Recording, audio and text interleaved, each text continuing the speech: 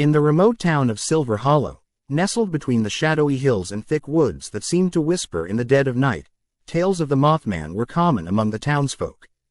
This creature, with its midnight black wings and haunting red eyes, was spoken of in hushed tones, often as a warning to children bound to stray too far into the wilderness.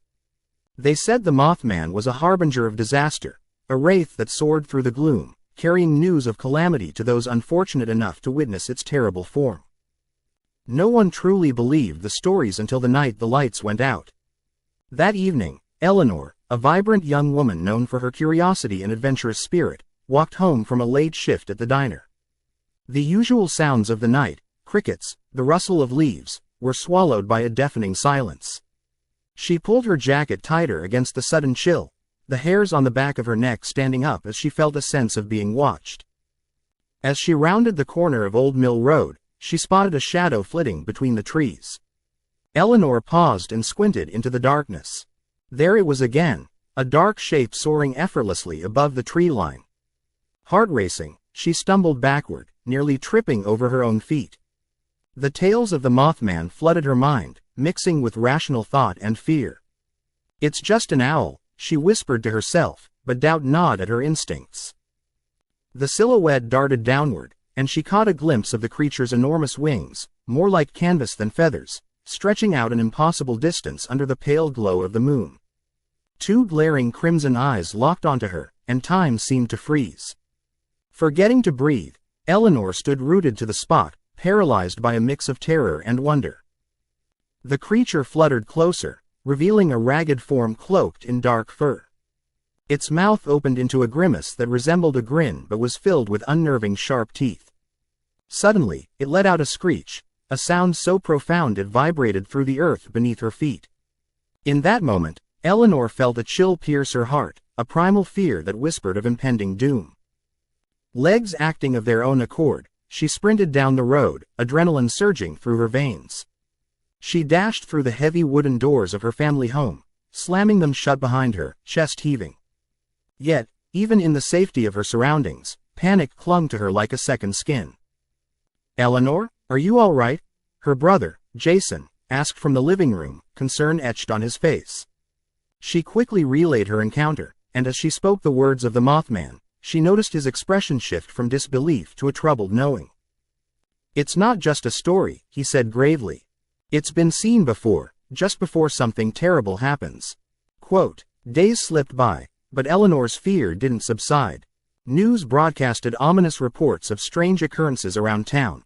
Livestock found mutilated in fields, farmers claiming to hear rusted chains rattling in the night, and a chill that seemed to seep into the very soil of Silver Hollow. As the fourth night approached since the encounter, the air thickened with a sinister tension. Eleanor's uneasiness manifested in nightmares, shadows twisting in her dreams until they became nightmares that left her gasping in the dark. Swamped with sleep deprivation and terror, she confided in Jason, who suggested they investigate the woods where she had seen the Mothman. Perhaps knowledge was the key to breaking this paranormal chain. Equipped with flashlights and fervent determination, they entered the woods under a cloak of heavy clouds. As they tread deeper, the sounds of the night began to warp, the wind howled, sounding eerily like whispers. The air grew colder, biting into their skin, and Eleanor's heart raced against the building dread. Suddenly, they found a clearing. At its center, a circle of stones surrounded an ancient oak tree, groaning and twisted. The tree's gnarled branches reached out like skeletal arms, and weighted down at its core were remnants of offerings, a tattered children's doll, burnt candles fused with wax, and various shiny trinkets. Eleanor's gut twisted with unease as realization hit. This was a site of worship, an offering ground for something malicious. Then they heard it, the unmistakable sound of leathery wings cutting through the air. Panic burst within Eleanor as she turned to Jason, his expression a blend of fear and resolve. From the gloom, the Mothman emerged, its horrifying form silhouetted against the moonlight. With a ferocious screech, it lunged forward, soaring through the air above them with menacing grace. Jason shouted to run, and they sprinted through the woods, branches scratching at their skin like claws, the creature shrieking behind them, a sound filled with anger and hunger. They could feel the cold void of death creeping closer with every step.